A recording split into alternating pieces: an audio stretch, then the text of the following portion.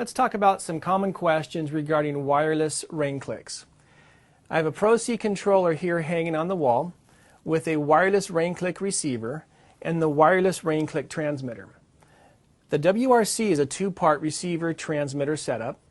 The transmitter has a mounting bracket, a dangling wireless antenna, a red LED bulb on the bottom that lights up whenever the transmitter is transmitting. On the top it has a test button. If you hold the button down, it transmits a signal over to the receiver showing that he's wet, and when we release the button, it goes back to green or dry under normal operation. The top has a dry out time cap, and that controls these little windows right here. As you open the cap, it exposes more windows, allowing the stack of discs inside to dry out much quicker after a rain event. If you want to leave the system turned off longer after a rain event, you'll close up some of these windows. And you'll have to adjust that based on your local weather, how long you want it to be turned off after a rain event. It depends on your local weather, humidity, temperature, local conditions as to how fast it will dry out.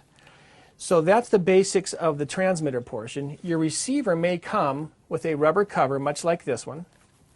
And the first thing you'll notice is that it says important. Sensor status light will turn red when you first power it up. It'll stay red for a maximum of the first 1 hour. The transmitter communicates to the receiver every hour. So if you install this and do nothing, that light should turn green if the transmitter is dry within the hour. Or if you install it, power it up, the light is red under sensor status, you can simply hold down the transmit button on the transmitter and it will send a signal over to the receiver as to the state of his being, if it's wet or if it's dry. The top light here is sensor bypass. Behind the sticker you'll notice that we have a rain sensor bypass button. If you want to ignore the functions of the rain sensor altogether, you can simply go to sensor bypass and the top red light will light up. If you want to bring the rain sensor back online, take off the sensor bypass button and the light goes out. And here in the controller, we have also a rain sensor switch on all of our controllers. And it's in the same two positions, bypass or active. If you're inactive, that brings the rain sensor control into the controller.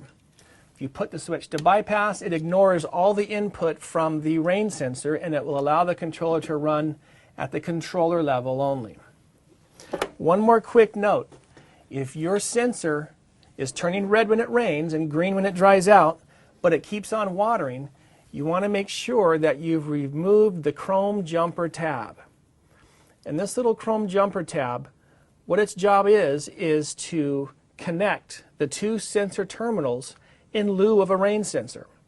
It comes from the factory with the jumper installed. If you don't remove it, the sensor will never be able to turn the sprinklers off. Whether or not you're in active or bypass or whatever you're doing, it will not turn the sprinklers off. So this does need to be removed. Very important.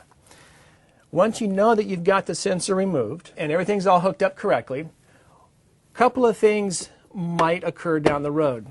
One common question is, my sprinklers never turn on and I look at my receiver and the sensor status light is red. Well, what happens is on occasion the receiver may lose the address of the transmitter. The transmitter has a fixed ID number that it sends out to the receivers. They come as a matched pair from the factory, so they should already know what each other's ID or address is. But in case the receiver does lose the address of the transmitter, this is the procedure to readdress the receiver.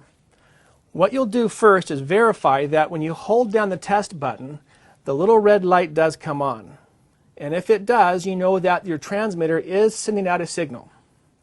Now it may talk to it up close here, but if you bring this out to the other side of the block building, 4 stories up, it may not get reception from that point back to here. So you want to make sure, first of all, that they are on the same frequency. Secondly, what you'll do here is you'll turn the power off to the controller.